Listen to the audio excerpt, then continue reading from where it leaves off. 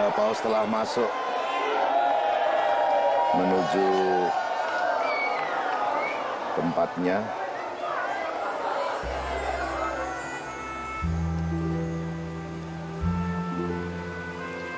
Ya, kita melihat tadi kegembiraan Paskah dalam misa Paskah dari Vatikan. Kita melihat begitu banyak orang yang datang, dan ternyata tidak hanya yang hadir di sana yang mendapatkan indulgensi penuh, tapi juga semua yang menonton acara ini ya, Romo ya. Luar biasa sekali. Nah, Romo, sebelum kita akhiri acara kita, mungkin Romo bisa menyampaikan kepada kita semua kembali kesimpulan rangkuman dari seluruh acara kita pada hari ini.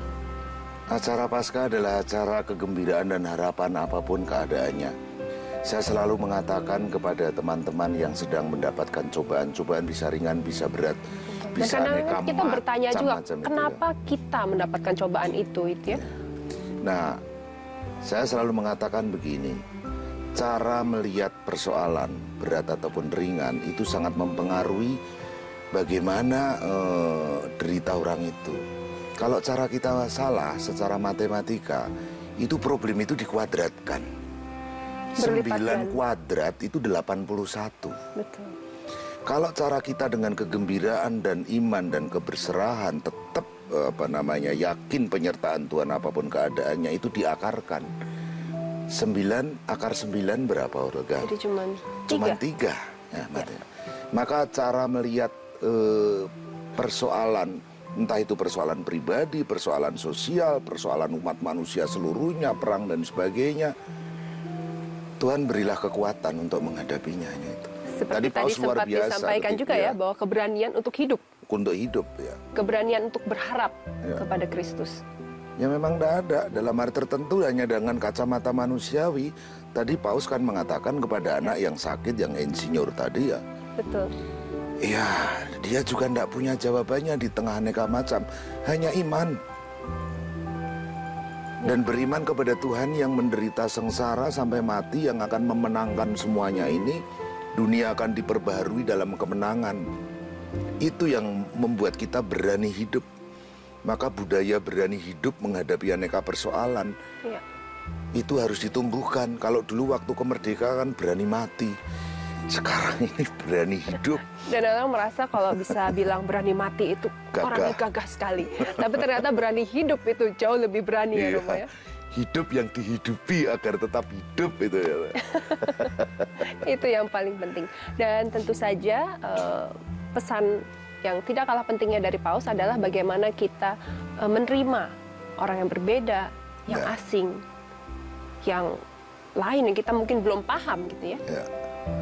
Ada di dalam sebuah ayat perjanjian lama, sebagaimana dulu kamu orang yang terjajah di Mesir, perlakukanlah orang-orang asing. Karena kita sendiri sebetulnya di tanah asing. Macam itu. Jadi kalau bahasa Jawanya itu ada tepos liro. Ya. Gitu ya. Tepos liro itu ya kalau saya dibegitukan juga nggak mau kok gitu. Ya. Nah itu kedalaman dan makna lebih dalam lagi sebetulnya adalah yaitu bahwa tanah ini tanah asing, karena tujuan sejati kita di tanah air sejati itu. Kita semua orang asing. Karena tanah air sejati adalah di surga sana itu. Itu luar biasa sekali Romo. Itu penutup yang luar biasa sekali bahwa sebetulnya kita semua sama-sama berada di tanah asing. Karena tujuan kita adalah kita ingin kembali ke surga. Dan itulah tanah kita sesungguhnya gitu. Ya. Luar biasa sekali. Dan satu lagi Romo, kalau kita melihat dari pesan Paus adalah bagaimana menyikapi perbudakan modern. Ya, pertanyaan yang gampang dilontarkan saya juga kesulitan menjawab. Tapi maksud saya begini, itu tugas besar setiap humanity pada era tertentu mempunyai tantangannya sendiri. Dulu pada masa perang dingin seolah-olah impossible perang dingin ini diurai. Tahu-tahu kalau Tuhan sudah berkehendak melalui orang-orangnya, melalui negarawan-negarawan di berbagai bangsa, itu perang dingin selesai tanpa pertumpahan darah loh. Ya. Komunisme runtuh satu demi satu tanpa pertumpahan darah. Ya. Padahal perang dingin itu seolah-olah perang dunia yang terjadi di negara pertama dipindahkan di negara dunia ketiga. Dingin di Eropa dan Amerika, panas di dunia ketiga. Diperebutkan di situ. Diperebutkan di situ.